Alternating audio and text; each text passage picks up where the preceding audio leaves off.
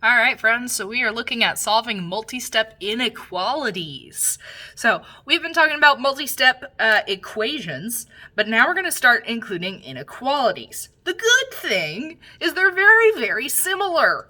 So if we look at the equation 2 multiplied by x plus 3 minus x equals 10, let's think about the steps we follow to solve that equation. Very first, we would combine like terms. What I say when I mean this is we're going to actually do the distributive property. So we now have 2x plus 6 minus x equals 10. And then we're going to go ahead and look. Okay, I've got 2x minus x. So now I got x plus 6 equals 10. The second step would be, if we had to, we would move variables to the same side. Well, luckily our variables are already there.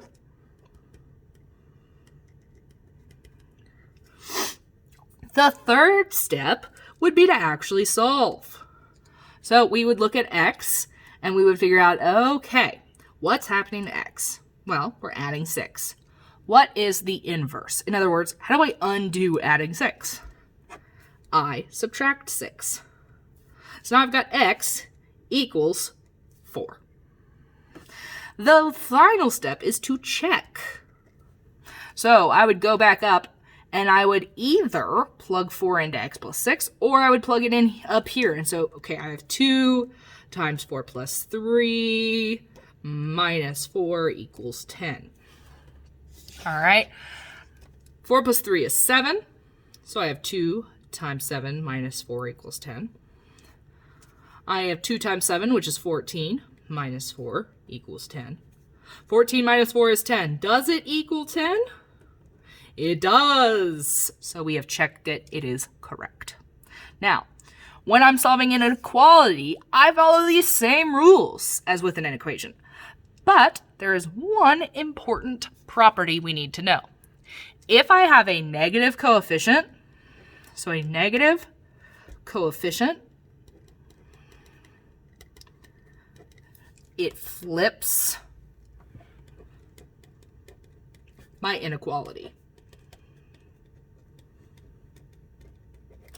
So in other words, if I had a negative x is greater than 6 plus 2, it's actually going to be x is less than 8.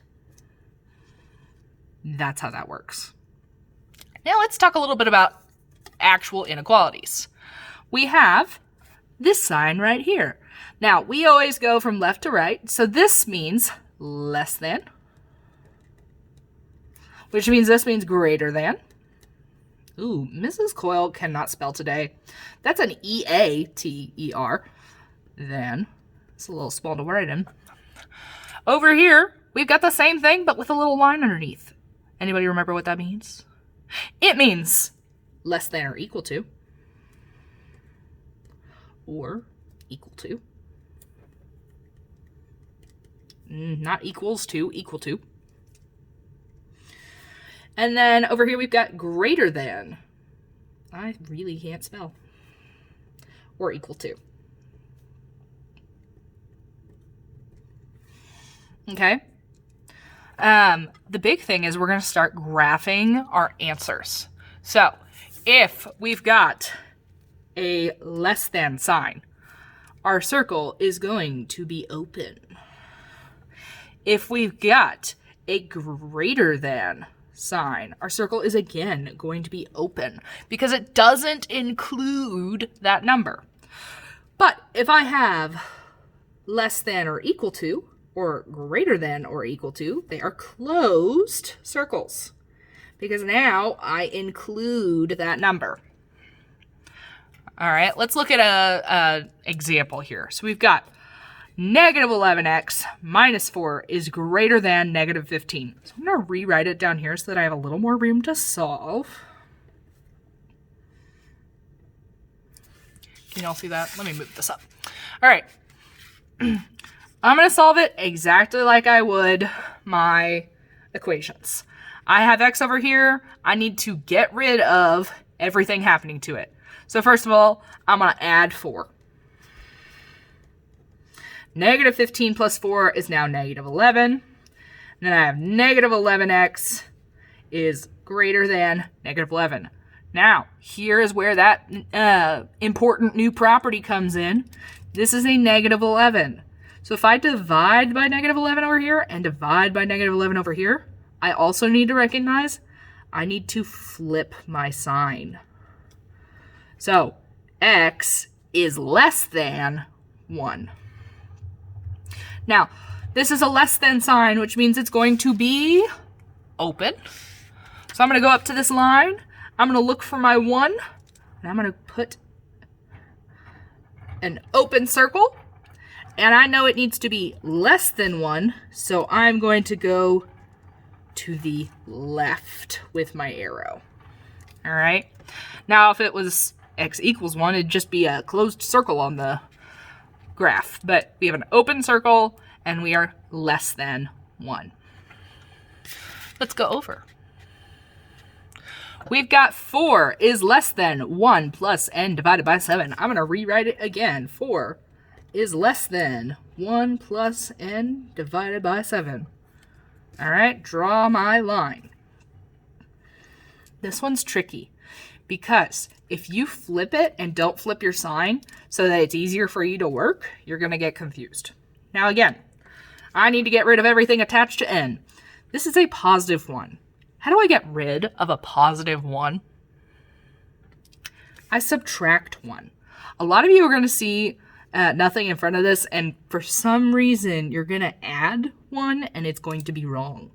So, I'm going to subtract 1. Now I've got 3 is less than n divided by 7.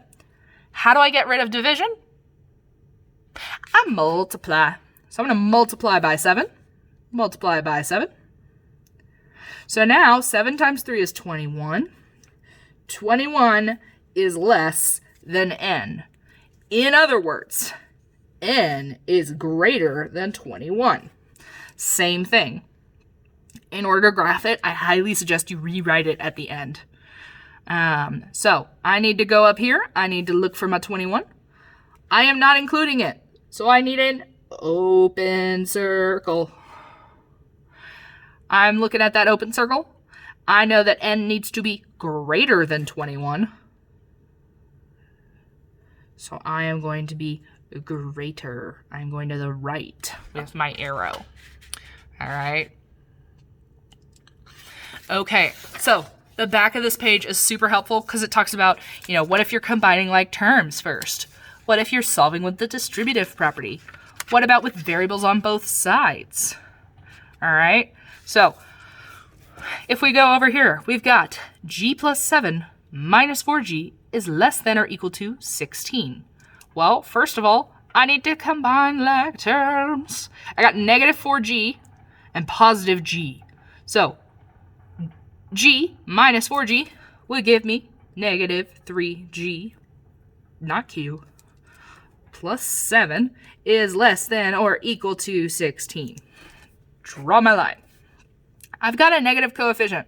If I wanted to, I could go ahead and flip that sign so I remember. I'm going to do it at the end because that's just how my brain works. So I could subtract 7. Subtract 7. 16 minus 7 is 9. So now I've got negative 3g is less than or equal to 9. Divide by negative 3. Divide by negative 3. G, I'm having a problem writing my g's. They look like q's. Sorry, guys. Is greater than or equal to negative 3. So my answer would be g is greater than or equal to negative 3. Ignore solution set. Go to the graph. You're just going to put a closed circle, negative 3. And you know g needs to be greater, so you're heading that way. Okay, you're going to do the same thing on the u-try side. That's why it's got the yt.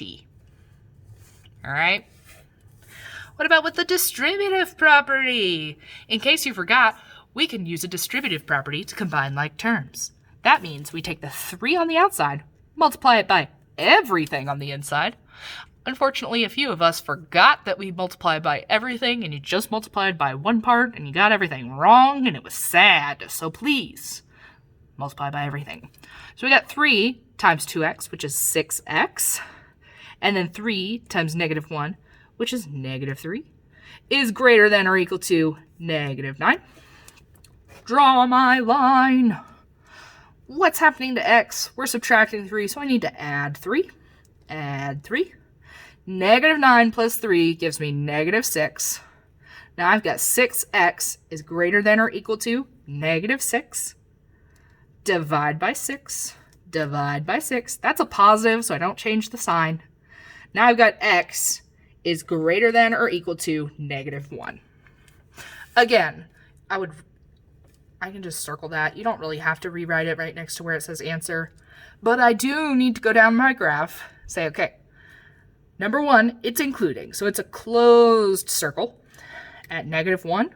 And x is greater than or equal to, which means it's heading to the right, the bigger numbers. All right, you try.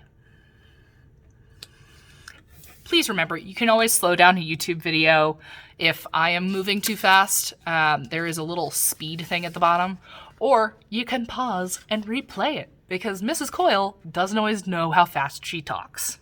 Sorry, I try. All right, 2x, solving inequalities with variables on both sides. This is a big deal, guys. A lot of us forget that if we need to move a variable from one side to the other, you have to do the opposite. So I have 2x minus 1 is greater than 6x plus 2. Say I want to move this 6x. This is a positive 6x. To get rid of it, I subtract 6x from both sides. So now 2 minus 6 is negative 4x minus 1 is greater than positive 2. Ooh, that was a gross 2, guys. Sorry. Now I'm going to draw my line. This 1 attached to negative 4x, I'm going to add 1. Add 1. Now I've got negative 4x is greater than 3. Divide by negative 4. Divide by negative 4. Flip my sign, and I got x is less than negative 3/4. All right, your answers can be fractions. Okay, so if I go down here, I'm going to draw an open circle at what I'm going to call negative 3/4. And x has to be less, which means my arrow is going to the left. All right, please make sure you try your side. Just give it your best shot. And I think you guys are going to be great. You have a practice sheet as well to work on. You can watch this as many times as you want. And to Mr. Christ's class, welcome to Mrs. Coyle's YouTube. Bye, guys.